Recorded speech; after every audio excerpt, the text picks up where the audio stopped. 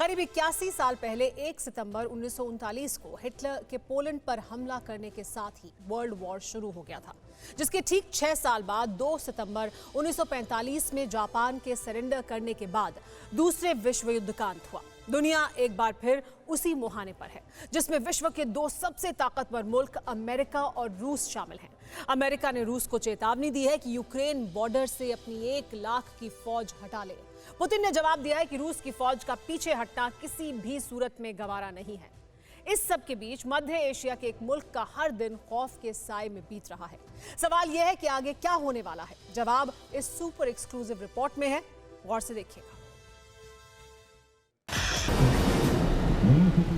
कोई जानता है क्या होगा, जंग होगी, अमन होगा या फिर आर पार होगा, लेकिन जो हालात हैं वो खौफनाक हैं।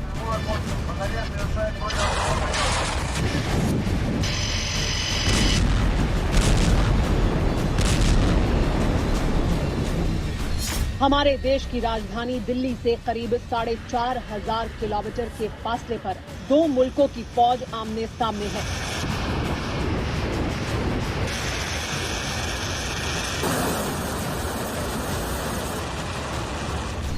एक देश की सरहद दुनिया का सेंटर पॉइंट बन चुकी है, जहां हर बीतता दिन इस दहशत के साए में बीतता है कि न जाने आसमान से कब बारूद बरस पड़े।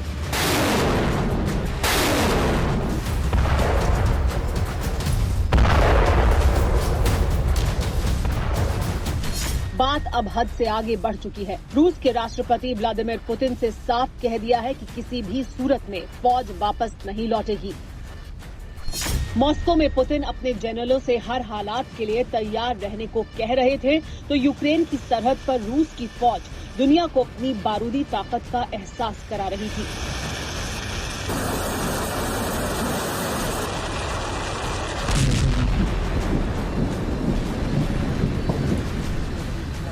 रूस ने लगातार तीसरे दिन यूक्रेन बॉर्डर पर युद्धाभ्यास किया। इसीलिए अमेरिकी विदेश मंत्री एंटनी ब्लिंकन ने एक बार फिर रूस को यूक्रेन के खिलाफ किसी भी तरह का कोई कदम उठाने को लेकर चेताया है।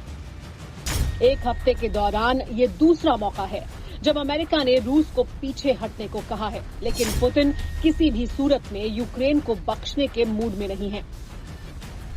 इतना ही नहीं, रूस ने आने वाले दिनों में यूक्रेन बॉर्डर पर अपनी और फौज रवाना करने का ऐलान कर दिया है।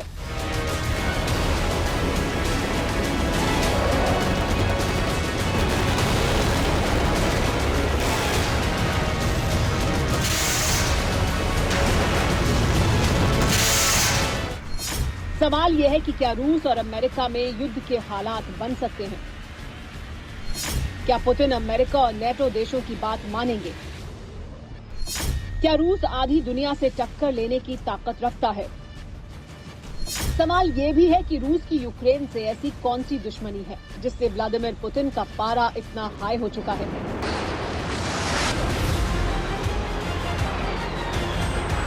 रूस क्यों यूक्रेन को नेस्तनाबूद करना चाहता है? आखिर दोनों देशों में विवाद की वजह क्या है?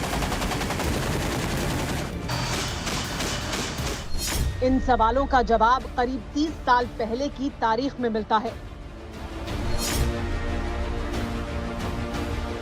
यही तारीख थी जब क्रिसमस के दिन सोवियत संघ के तत्कालीन राष्ट्रपति मिखाइल गोर्बाचेव ने इस्तीफा दे दिया था। एक दिन बाद 26 दिसंबर को सोवियत संघ का सपना खाक हो चुका था। Union of Soviet socialist Republic के 15 टुकड़े हो चुके थे, जिनमें Armenia, Azerbaijan, Belarus, Estonia, Georgia, Kazakhstan, Kyrgyzstan, Turkmenistan, Latvia, Lithuania, Moldova, Tajikistan, Ukraine, Uzbekistan और रूस शामिल थे।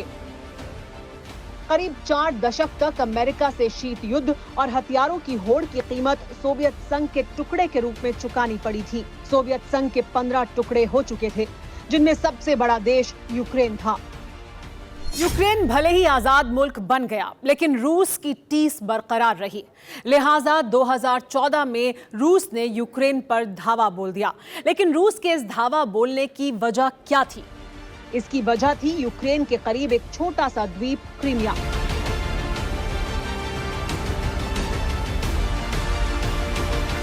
नक्शे में देखेंगे तो यूक्रेन के दक्षिण में जो छोटा सा द्वीप नजर आता है, यही क्रीमिया है। 1950 के दशक तक क्रीमिया सोवियत संघ का हिस्सा हुआ करता था। 1994 में यूक्रेन को क्रीमिया गिफ्ट के तौर पर दे दिया गया। 1991 में सोवियत संघ के टुकड़े हुए तो क्रीमिया ने भी खुद को आजाद मुल्क घोषित कर दिया। रूस की ताकत तब इतनी नहीं थी कि वो विरोध कर पाता, इसीलिए मन महसूस कर रहना पड़ा। लेकिन पुतिन तो पावरफुल हैं। इसीलिए 2014 में पुतिन के यूक्रेन पर हमले का ऑर्डर दे दिया गया। चंद दिन की लड़ाई में रूस ने यूक्रेन से क्रीमिया वापस ले लिया। तब से ही यूक्रेन और रूस लड़ रहे हैं, जिसमें अब तक 13,000 से ज्यादा लोग मारे जा चुके हैं। लेकिन इस बार मामला और सीरियस हो चुका है।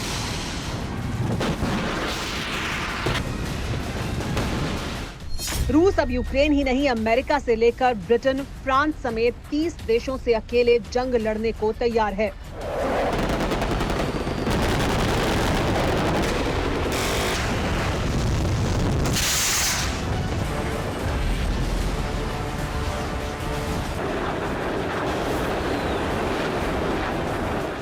पुतिन सिर्फ चेतावनी ही नहीं दे रहे हैं, एक्शन भी हो रहा है, जिसकी तस्दीक ये तस्वीर कर रही है।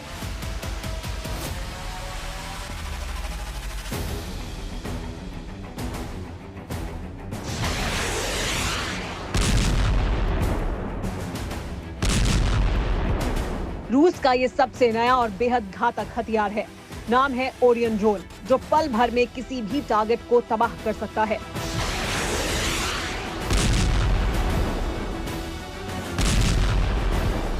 रूस ने इस ड्रोन का टेस्ट भी यूक्रेन के बॉर्डर पर ही किया। इसीलिए क्लियर है कि पुतिन किसी भी सूरत में यूक्रेन को बख्शने वाले नहीं हैं। इसीलिए बाइडेन भी पुतिन को मशवरा दे रहे हैं।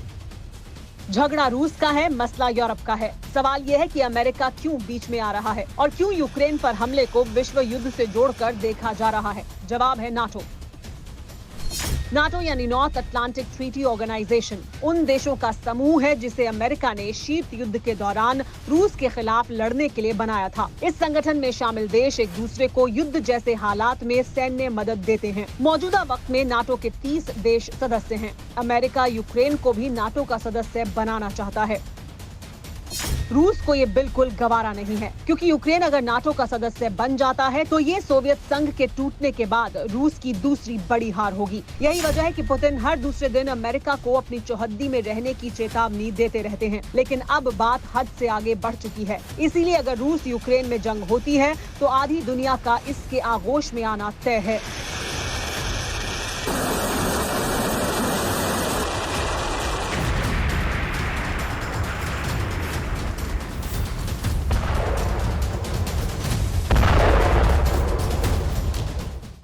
परवाह देश की, सोमवार से शुक्रवार रात 10 बजे TV9 भारतवर्ष पर।